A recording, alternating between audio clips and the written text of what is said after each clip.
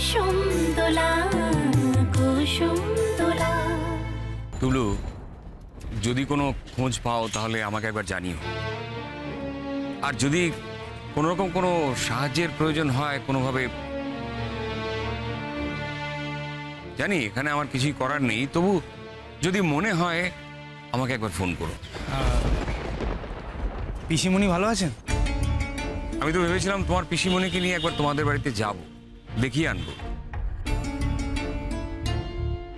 এতদিন ও বাড়িতে ছিল, এত সহজে তো আর মায়া কাটিয়ে আসতে পারে না। আর আমি চাইও না যে ও মায়া কাটিয়ে ফিরে আসুক। তাই ভেবেছিলাম একদিন নিয়ে যাব, কিন্তু এখন এই মুহূর্তে তো। হ্যাঁ, বাড়িতে সবাই খুব টেনশন করছে। মেজমা তো খাওয়া দাওয়া পর্যন্ত ছেড়ে দিয়েছে।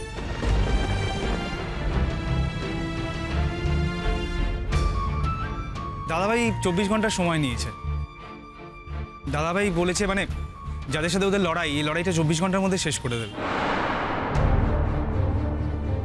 ওরা ওদেরকে ধরে ফেলবে, মিডিয়া তাই বলছে, অন্তত মানে খবরেও তাই বলেছে। দাদাভাই 2-1টা স্টেটমেন্টও দেখিয়েছে। ও তাই নাকি? আমি মিস করে গেছি।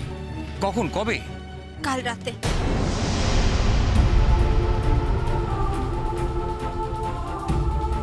তুমি দেখেছো?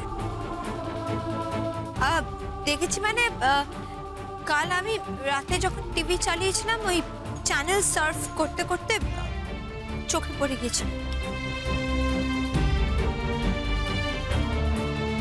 হ্যাঁ স্যার, ইমন হয়তো টিভিটা সার্ভ করতে করতেই চ্যানেলটায় চোখ ফেলেছে। আমরা কিন্তু সারাক্ষণ বাড়িতে টিভি চালিয়েই বসে আছি, যদি কোনো নিউজ পাওয়া যায়। আমি জানি, আমি দেখেছি বলেই বলতে পারছি। দাদাভাইরা 24 ঘন্টা সময় দিয়েছিল, আজকেই সেই 24 ঘন্টা শেষ হবে।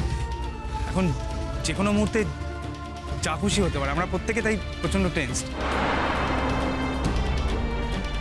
আমি জানি না এরপরে কি হবে। হঠাৎ করে আজকে সকাল থেকে দেখছি কোনো খবর দেখাচ্ছে না, মানে কি হলো আমরা নিজেরাও বুঝতে পারছি না। হ্যাঁ, অদ্ভুত কাণ্ড। আমি টিভিটা সকালে চালিয়ে রেখেছিলাম, কিন্তু ওখানকার কোনো নিউজ দিল না। ঠিক আছে, আসি তাহলে।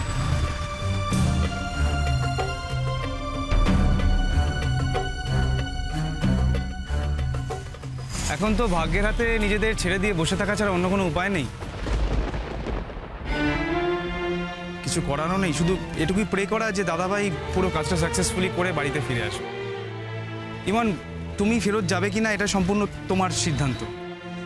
আমি এসেছিলাম কারণ আমার মনে হয়েছিল এটা আমার ডিউটি, সেই জন্যই, আর কোনো অন্য কারণ নেই। আমি জানি আমি এখানে এসেছি বলে আজকে হয়তো তুমি খুব বিরক্ত হচ্ছ।